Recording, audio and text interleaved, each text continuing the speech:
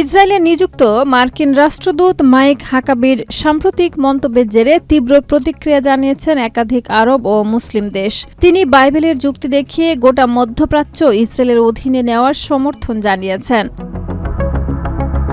মার্কিন talk show উপস্থাপক টাকার কার্লসনকে দেওয়া সাক্ষাৎকারে হাকিবি বলেন, তারা যদি সবটাই নিয়ে নেয় তা দারুণ ব্যাপার হবে।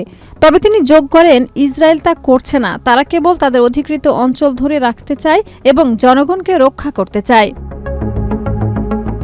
এই মন্তব্য সম্প্রচার হওয়ার পর জর্ডান, মিশর, সংযুক্ত আরব আমিরাত সহ 1 ডজনেরও বেশি মুসলিম দেশ এই যৌথ বিবৃতিকে একটি বিপজ্জনক ও উত্তেজক বলে অভিহিত করেছেন। বিবৃতিতে বলা হয়, হাকাবি পরোক্ষভাবে পশ্চিম তীর সহ আরব ভূমি ইসরায়েলের নিয়ন্ত্রণকে বৈধতা দেওয়ার চেষ্টা করেছেন, যা আন্তর্জাতিক আইনের লঙ্ঘন। এ ধরনের বক্তব্য গাজা যুদ্ধ বন্ধের প্রচেষ্টাকেও বাধাগ্রস্ত করবে।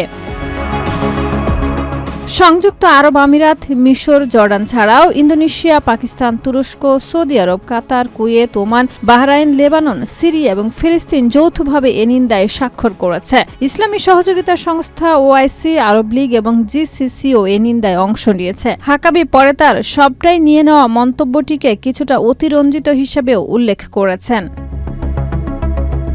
মাইক হাকাবি দীর্ঘদিন ধরে অধিকৃত পশ্চিম তীরকে ইসরায়েলের অন্তর্ভুক্ত করার পক্ষে অবস্থান নিয়ে আসছেন, যা মার্কিন নীতির পরিপন্থী। 1967 সালের যুদ্ধের পর থেকে ইসরায়েল পশ্চিম তীর ও পূর্ব জেরুজালেমে প্রায় 160টি বসতি স্থাপন করেছে, যেখানে 7 লাখেরও বেশি ইহুদি বাস করছে। আন্তর্জাতিক আইন অনুসারে এই বসতিগুলো অবৈধ।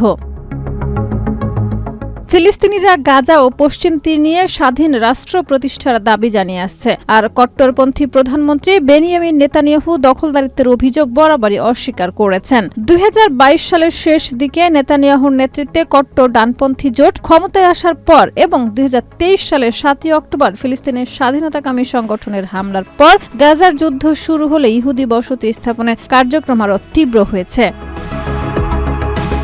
শাহিদা রুবি, মাই টিভি।